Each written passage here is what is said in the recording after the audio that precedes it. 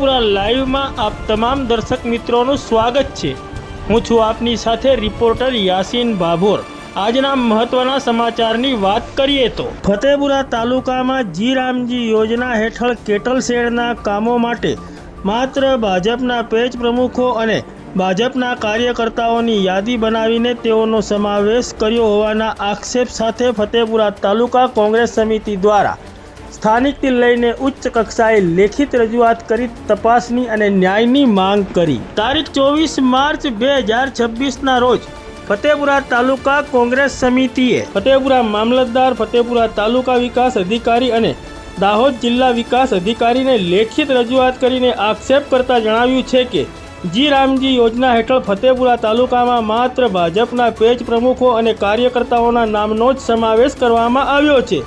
અન્ય જરૂરિયાતમંદ લાભાર્થીઓનું નામ આ યાદીમાં સમાવવામાં આવ્યું નથી તેવા આક્ષેપ સાથે તેઓએ આ બાબતે યોગ્ય તપાસ કરીને કાયદેસરની કાર્યવાહી કરવા માટે ફતેપુરા મામલતદાર, ફતેપુરા તાલુકા વિકાસ અધિકારી અને દાહોદ જિલ્લા વિકાસ અધિકારીને લેખિત રજૂઆત કરીને તપાસ માટેની માંગ કરી છે। જોહાર, જય આદિવાસી। આજ રોજ અમે ફતેપુરા તાલુકામાં જી રામજી યોજના હેઠળ એક યાદી ડીઆરડી ઓફિસમાંથી આવેલી છે અને તાલુકા પંચાયત કચેરી ફતેપુરાની અંદર જી રામજી યોજનાના કર્મચારી થ્રુ સર્વે કરાવવાનું કામગીરી ચાલતી હતી।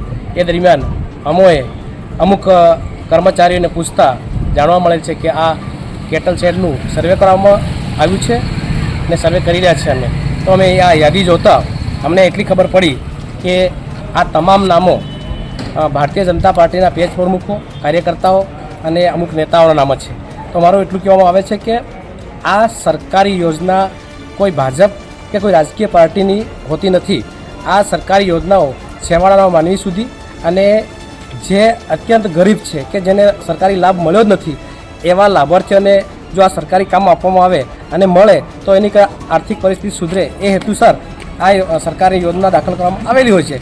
તો આ અમને શંકા જાય છે કે કોઈ આઈઆરડી શાખામાંથી કે કોઈ વ્યક્તિ ફૂટેલો હોય અને ભારતીય જનતા પાર્ટીના લોકોની યાદી જાહેર કરીને એમને કામ આપી અને એમના તરફ પ્રેરવાની કોશિશ કરી રહ્યા હોય એવું અમને લાગે છે। કારણ કે આમાં ટૂંક સમયમાં જ સ્થાનિક સ્વરાજ્યની ચૂંટણી આવવાની છે, જેના માટે આ એક લોભાવણી જાહેરાત બી કહી શકાય, કાં તો પછી સરકારી પૈસા નાણાંનો દુરુપયોગ બી કહી શકાય। અત્યારે 15 દિવસ પહેલાં આવું ને આવું જ ભારતીય જનતા પાર્ટીના પેજ પ્રમુખો અને કાર્યકર્તાઓને ઘરે સ્ટ્રીટ લાઇટ લગાવવામાં આવી છે। એ પણ તાલુકા પંચાયત કચેરી જાણતી નથી કે ગ્રામ પંચાયત પણ જાણતી નથી, કેમ કે સરકારી કામ માટે ગ્રામ સભાનો ઠરાવની જરૂર હોય છે।